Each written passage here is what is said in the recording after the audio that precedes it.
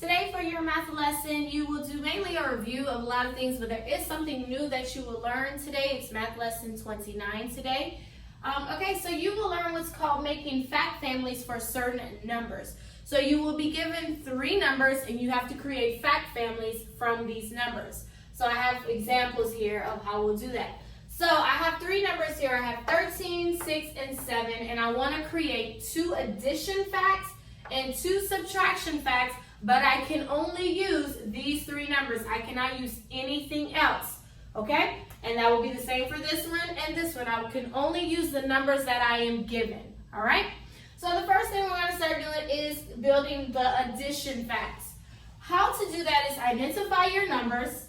And so what you do is you look at your biggest number. Whatever is your biggest number, that's the number that you're adding to. So this 6 and this 7 together is going to equal 13, okay? So you will create addition facts which equal to 13. So the first one we'll do is 6 plus 7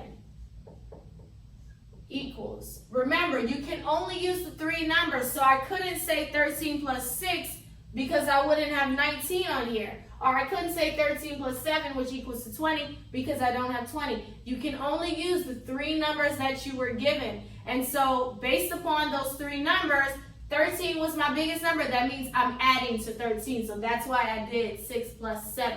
And we know that it equals to 13. Another addition fact that I can build. Now, what you will do here is do the twin problem. It's called a twin. A twin problem is whenever you have 2 numbers and all you do is flip it. So instead of saying 6 plus 7, I will say 7 plus 6 because it still has to equal to 13. So it is the same numbers I'm adding, it's just a different fact. I switched the order around. I did 6 plus 7 on this one, then I did 7 plus 6 on this one.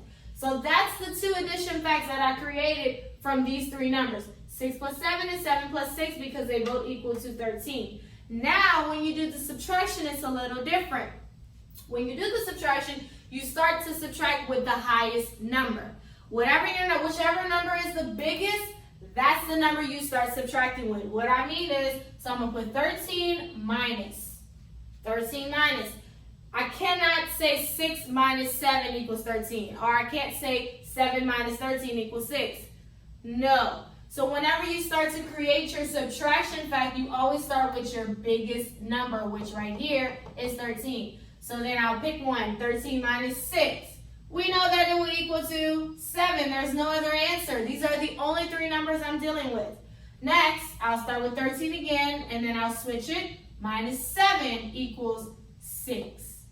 So that's how I created a fact family. I had 13, 6, and 7. My addition facts were 6 plus 7 equals 13. 7 plus 6 equals 13. Then I did the subtraction starting with 13 because that's what I added to. So I'm going to start subtracting with 13. 13 minus 6 equals 7. 13 minus 7 equals 6. Okay? Same thing with this one. Go ahead. First thing you do is identify what's your highest number because that's what you're going to start adding to. So 9 is our highest, so that means 5 and 4 have to equal to 9. So let's create an addition fact. So 4 plus 5 equals 9. And then my second one will be the twin problem of 4 plus 5, which is 5 plus 4 equals 9. Twin means it's the same numbers you're adding, just in different places, okay? So now that I did my addition, now I'll start with the subtraction facts. That means I'll begin subtracting with the number 9. So I'll say 9 minus, let's do 4 first, equals, it has to only equal to 5. And then 9 minus 5 has to equal to 4. That's my subtraction. So you kind of see, it's pretty, once you do it a lot, you'll be like, oh, okay, I got this. All right, let's move on to this one. So I have 10, 6, and 16. That's the only numbers that I can use, okay? So first thing we identify is what's our highest number? 16, so that means I'm going to be adding to 16. What are the 2 numbers I'm adding? 10 and 6.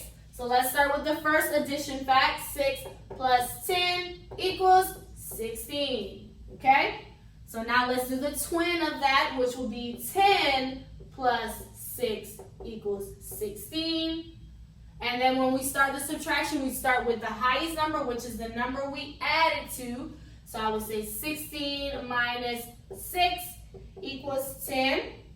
And you don't even have to think about it. Remember, you're only using those three numbers. So it's pretty, self-explanatory. And then now I'll do 16 minus 10 equals 6.